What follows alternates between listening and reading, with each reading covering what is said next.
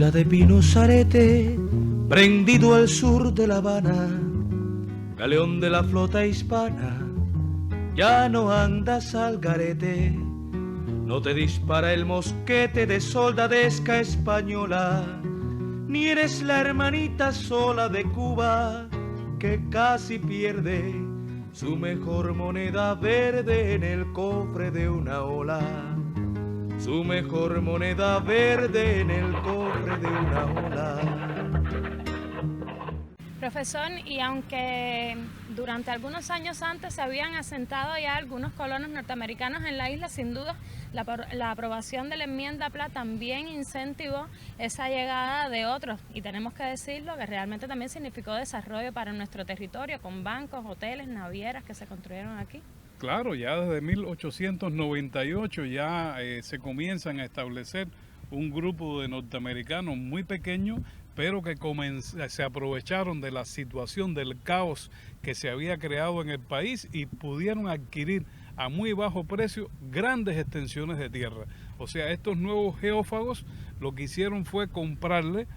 los latifundios a los dueños absentistas que hasta ese momento, desde la colonia, habían sido los dueños de Isla de Pino. Y evidentemente eso comenzó a mover todo un lobby en el Senado y en el Congreso de los Estados Unidos favorable a los nuevos intereses que se comenzaban a fomentar aquí. Aquí hay un elemento importante. No podemos dejar de tener en cuenta en toda esta manera en toda esta geopolítica de tener en cuenta que estamos hablando de una potencia capitalista emergente que comienza a ponerse a la cabeza de la nueva época de los grandes monopolios imperialistas, y por lo tanto el asunto del desarrollo naval de las navieras y sobre todo militares era muy importante. Y la isla en ese momento, junto con Bahía Honda, junto con Guantánamo, era uno de los puntos planificados para la creación de bases navales y carboneras, para mantener la vitalidad, el movimiento tanto en el Gran Caribe como en el Caribe Oriental o Occidental de esa flota norteamericana, de esos marines que debían de controlar ese proceso de ocupación de lo que ellos posteriormente lo considerarían el traspatio de los Estados Unidos de Norteamérica. Por lo tanto, también la ubicación geoestratégica hasta ese momento era muy importante,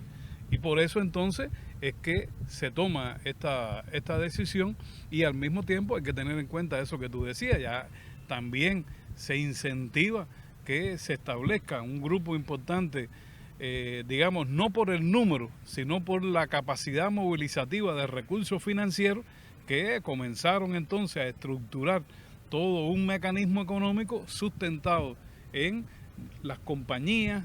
en las sociedades anónimas, sobre todo compañías de bienes raíces, que lo que se dedicaron fue a comprar esos grandes latifundios de los dueños absentistas españoles, y que ahora entonces eran parcelados y revendidos a precios especulativos a otras personas, y generó entonces también el establecimiento aquí de compañías promotoras de diferentes lugares de la Unión, que también trasladaron no solamente una parte de los farmers o campesinos norteamericanos hacia acá, sino que también trajeron sus propias instituciones, trajeron sus instituciones escolares, sus iglesias, sus instituciones en general, que convirtieron a la isla o trajeron para la isla una nueva perspectiva de desarrollo. O sea, ante un total abandono español, porque la isla solamente fue presidio, fue centro de deportación para los españoles, entonces ahora una dinámica económica marcada por la modernidad de estas compañías, de estas instituciones financieras, de estas instituciones inmobiliarias, que generaron un nuevo ambiente económico y en cierto sentido cierto progreso para los pineros, que nunca habían accedido a esos visos de modernidad que la ocupación por estos monopolios, por estas compañías generaron.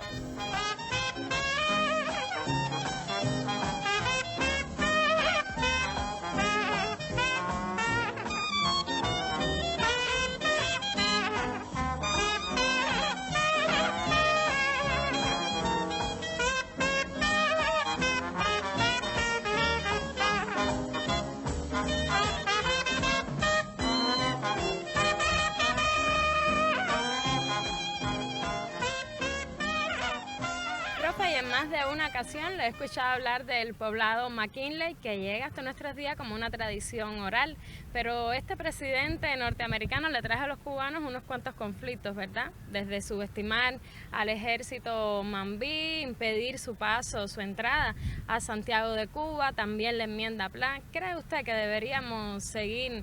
adorando, aumentando tanto a este hombre en nuestro suelo? Yo creo que sostener el nombre de William McKinley en el discurso, ¿no?, actual, más contemporáneo, debe circunscribirse al significado básico que tiene, que es a la memoria histórica. O sea, en modo alguno yo pienso que debemos de rendirle tributo ni edulcorar, ¿no?, la presencia de ese nombre, ¿no?, y que al mismo tiempo forma parte de la memoria histórica de nuestra localidad. Pero para poder explicar realmente la manera tan agresiva con que esos colonos norteamericanos se establecieron aquí, me parece que es imprescindible asociarlo al nombre de esta figura, precisamente que demostró la presencia en esta tierra de un tipo de persona, un tipo de gente, pudiéramos decirle, ¿no?, entre comillas, que no es la media del norteamericano. Fueron personas incluso que demostraron después, con posterioridad, hasta bien avanzado la década del 20, que se consideraban que eran los dueños de Isla de Pino. Y incluso que nunca reconocieron a las autoridades cubanas. Hay autores que hablan de que hubo una convivencia bastante pacífica entre unos y otros. Hay datos históricos y hay documentos que demuestran que esa convivencia no fue tal, y evidentemente todo eso fue en nombre precisamente de ellos. Aunque el poblado de McKinley tiene el nombre porque fue una de las compañías promotoras que se establece aquí en el territorio pinero,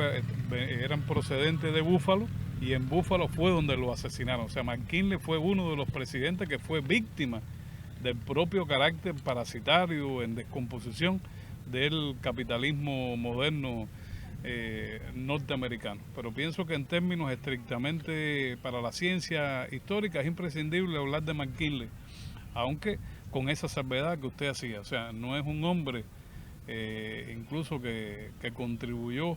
al desarrollo de las relaciones, las adecuadas relaciones entre los pueblos de Cuba y de Estados Unidos. Todo lo contrario, es un símbolo de la contraposición de intereses entre los intereses de los monopolios y los intereses de la nación cubana. El presidente McKinley había decidido involucrarse en la guerra de Cuba contra España para impedir la victoria absoluta de los independentistas cubanos. La explosión del Maine indica un giro cualitativo. La guerra anticolonial se amplía a un conflicto militar interimperialista que involucra escenarios en el Caribe y Filipinas. En Nueva York, el presidente McKinley despide a las tropas de Teddy Roosevelt que marchan a la guerra en Cuba. McKinley, anexionista apasionado, ha obtenido la autorización del Congreso para hacer la guerra que reclama y expresa. La isla tiene que estar necesariamente ligada a Estados Unidos por vínculos especiales.